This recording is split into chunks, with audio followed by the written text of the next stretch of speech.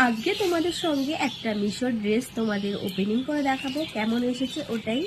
তো দেখি চলো কেমন এসেছে। এটা হচ্ছে ড্রেস, একটা আমার ভাইয়ের ছেলের জন্য অর্ডার দিয়েছি, কেমন আসছে চলো ওটাই দেখাবো।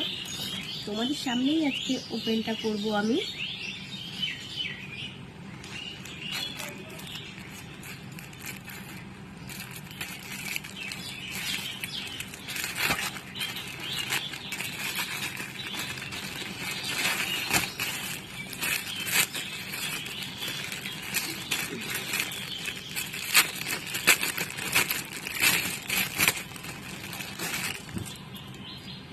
দেখো ফুল ড্রেসটা,